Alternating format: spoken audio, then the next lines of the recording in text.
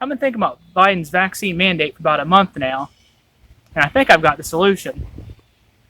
No, it's not one of those kind of videos, but I'll go through it a little bit and maybe gain a change in perspective about how politicians think. I think we all see there's a pretty big conflict coming up.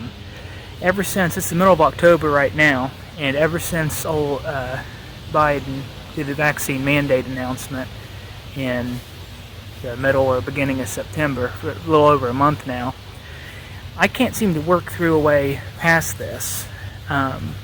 It looks like there's about 30 or 40% of the American population that will not get the vaccine that's eligible. They're highly concentrated, I would guess, in probably like construction, farmers, factory workers maybe. I mean, it kind of does seem like it's your blue collars that are less hesitant to take the vaccine.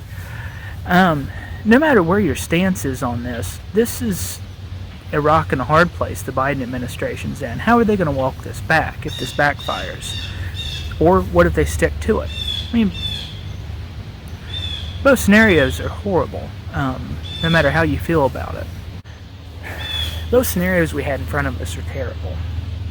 Either they're going to have 25% of Americans foreclose upon their house or get evicted from their apartment or quit paying their car payment. I mean, you can't take 0.25% losses. I know we see big numbers on the news all the time, but like that would be a housing collapse, a complete economic collapse, if you're going to deny them the ability to go earn a living. And the flip side is, how does federal government have any credibility if Biden just walks this back, by November or whenever this is going to kick in, and oh well, I was just kidding anyways, I didn't mean it. This can't happen. Neither option can happen. And so I just saw one little news story today, and I got thinking about it. Man, this is exactly like the recent California assault weapons ban. Let me show you.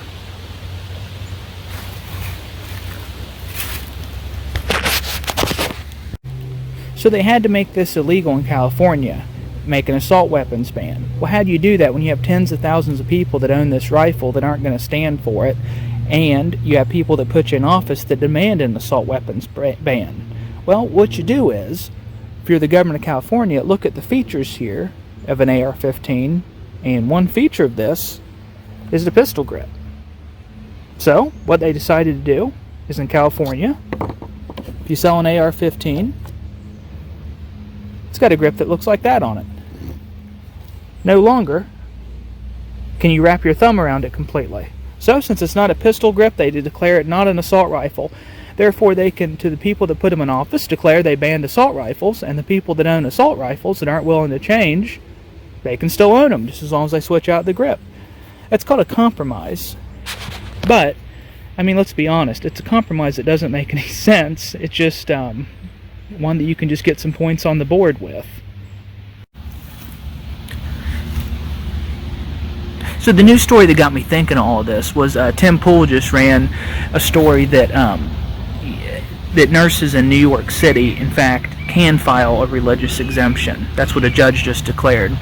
So, I mean, that's what really got me thinking is, this is a serious deal to a lot of Americans that haven't taken the vaccine because, according to Joe Biden, you're not going to have a job in a couple of months, and that applies to 30% of eligible people right now. But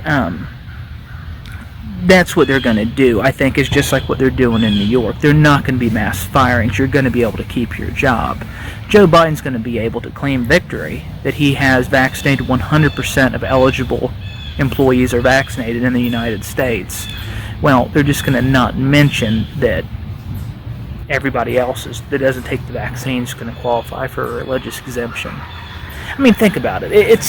This is what we see over and over, is just politicians taking the path of least resistance. It kind of fits, right, with the California assault weapons ban, this vaccine mandate, and I mean, also look at what's happening with food prices and prices all over. What's the path of least resistance for a politician right now? Is it to stop spending? No, just keep printing more money. The rising prices on everything, that's just a result of politicians taking the path of least resistance, just print your way out of it instead of any type of austerity measures. So, well, one key point I forgot to mention when I was talking about this is I didn't mean to hammer on religious exemptions. I just think there's going to be an exemption of some type. I don't know what that is. Maybe it's medical, maybe it's emotional, I don't know. Just some type of exemption to get people out from underneath the mandate.